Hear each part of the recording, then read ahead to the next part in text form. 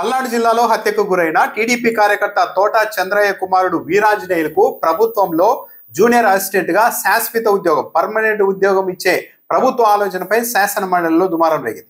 ఇప్పటికే ఈ బిల్లును శాసనసభలో మెజారిటీ ఉండడంతో తెలుగుదేశం పార్టీ ఆమోదించుకుంది. అయితే శాసన మండలిలో వైఎస్ఆర్ కాంగ్రెస్ పార్టీకి మెజారిటీ ఉండడంతో బొత్స సత్యనారాయణ ఈ ప్రతిపాదనను తీవ్రంగా వ్యతిరేకించారు. ఈ బిల్లు ప్రవేశపెట్టిన పయ్యావుల కేశవ్ ఫ్యాక్షనిజాన్ని రూపుమాపడం కోసమే ఈ నిర్ణయం తీసుకుంటున్నాం. రాజకీయ ప్రేరేపిత హత్య జరిగింది చంద్రయ్యది. ఆయన కుటుంబాన్ని ఆదుకోవడం ద్వారా, ఇలా ఉద్యోగం ఇవ్వడం ద్వారా, ఇలాంటి హత్యల ద్వారా అవతలి కుటుంబాన్ని మనం సాధించలేమన్న ఒక సంకేతాలు పంపితే ఇలాంటి గొడవలు ఆగిపోతాయి, రాజకీయ ప్రేరేపిత హింస ఆగిపోతుంది అంటూ సమర్థించుకునే ప్రయత్నం చేశారు పయ్యావుల కేశవ్. దాంతోపాటు మావోయిస్టులు ఉగ్రవాదుల దాడుల్లో చనిపోయిన వాళ్ళకు కూడా ఇలాంటి సదుపాయం ఇస్తూ ఉన్నారు అంటూ కూడా పయ్యావుల కేశవ్ గుర్తు చేశారు. అయితే ప్రతిపక్ష నాయకుడు బొత్స సత్యనారాయణ మాత్రం ఈ అంశాన్ని చాలా తీవ్రంగా వ్యతిరేకించారు. తెలుగుదేశం పార్టీ కార్యకర్త చనిపోతే ఆ కుటుంబాన్ని ఆదుకోవాలనుకుంటే తెలుగుదేశం పార్టీ తరఫున ఆర్థిక సాయం చేసుకోండి, ఎవరు కాదన్నారు అని ప్రశ్నించారు. అలాంటిది ఒక రాజకీయ ప్రేరేపిత హత్యకు గురైన వ్యక్తి కుటుంబానికి ప్రభుత్వంలో శాశ్వత ఉద్యోగం ఇవ్వడం అన్నది ఇది ఫ్యాక్షనిజాన్ని, రాజకీయ ప్రేరేపిత హింసను అణిచివేయడం కాదు, ప్రోత్సహించినట్టు అవుతుంది. ఇకపైన భవిష్యత్తులో తెలుగుదేశం పార్టీకి సంబంధించిన వాళ్ళు కావచ్చు, రాజకీయ పార్టీకి సంబంధించిన వాళ్ళు కావచ్చు, మనం ఏం చేసినా ఏమీ కాదు. ఒకవేళ మనకి ఏదన్నా జరిగితే ఒకరోజు మన పార్టీ అధికారంలోనికి వస్తుంది, అప్పుడు మన కుటుంబానికి ఇలా ఉద్యోగాలు కూడా ఇస్తారు అన్న ఒక ఆలోచన మొదలైతే ఇది తీవ్ర పరిణామాలకు దారితీస్తుంది. దీనివల్ల హింస తగ్గిపోవడం కాదు, హింసను ప్రేరేపించినట్టు అవుతుంది, హింసను ప్రోత్సహించినట్టు అవుతుంది.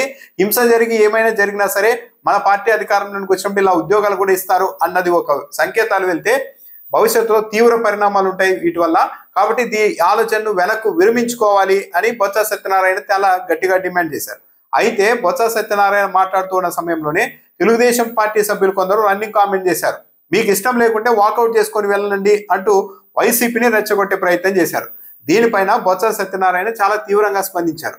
అంటే వాకౌట్ చేయడం లేదన్నది మీ ఇష్టమా? మేము వాకౌట్ చేయడానికి రాలేదు, ఇక్కడ ఈ బిల్లును మేము వ్యతిరేకిస్తాం, డివిజన్ కోరుతున్నామని చెప్పారు. అంటే ఓటింగ్ కోరుతున్నామని. ఓటింగ్ పెడితే శాసన మండలిలో వైఎస్ఆర్సీపీకి మెజారిటీ ఉంది కాబట్టి బిల్లు పాస్ అవడం అన్నది అంత ఈజీ కాదు. దాంతో చైర్మన్ జోక్యం చేసుకొని అలా రన్నింగ్ కామెంటరీ చేసిన సభ్యుల్ని వారించే ప్రయత్నం చేశారు. అటువైపు మంత్రి పయ్యావుల కేశవ్, ఇటువైపు ప్రతిపక్ష నాయకుడు బొత్స సత్యనారాయణ వాళ్ళకు సంబంధించిన ఆలోచన విధానాన్ని పంచుకుంటూ ఉన్న క్రమంలో మధ్యలో రన్నింగ్ కామెంట్ చేసి ఎందుకు వైఎస్ఆర్సీపీ వాళ్ళని రెచ్చగొడుతున్నారంటూ కూడా అసహనం వ్యక్తం చేశారు. అయితే ఈ బిల్లు పైన ఓటింగ్ జరగాల్సిందే అని వైఎస్ఆర్సీపీ పట్టుబట్టడం, అది కూడా వాకౌట్ చేసి వెళ్ళిపోండి అన్న తర్వాత వైఎస్ఆర్ కాంగ్రెస్ పార్టీ చాలా గట్టిగా ఈ బిల్లుకు వ్యతిరేకంగా నిలబడే ప్రయత్నం చేసింది. అయితే చైర్ స్థానంలో ఉన్న మోషన్ రాజు గారు ఈ బిల్లును తర్వాత తీసుకుందామంటూ తాత్కాలికంగా ఆ అంశాన్ని పక్కన పెట్టారు, ఆఖరిలో తీసుకుంటానని. అయితే ఇదివరకు రాష్ట్ర వ్యాప్తంగా తెలుగుదేశం పార్టీ వాళ్ళు కావచ్చు, వైసీపీ వాళ్ళు కావచ్చు, అంతకుముందు కాంగ్రెస్ పార్టీకి సంబంధించిన వాళ్ళు అనేక మంది కార్యకర్తలు, నాయకులు ఈ రాజకీయ ప్రేరేపిత హత్యలకు గురయ్యారు, హింసకు గురయ్యారు, ఫ్యాక్షన్లో చనిపోయారు. కానీ ఎప్పుడూ కూడా వాళ్ళ కుటుంబాలకి ఇలా నేరుగా, అది కూడా ఏది శాశ్వత ప్రభుత్వ ఉద్యోగాలు ఇచ్చి ఆదుకున్నది లేదు. కానీ తొలిసారిగా తెలుగుదేశం పార్టీ ఈ ట్రెండ్ మొదలు పెడుతోంది.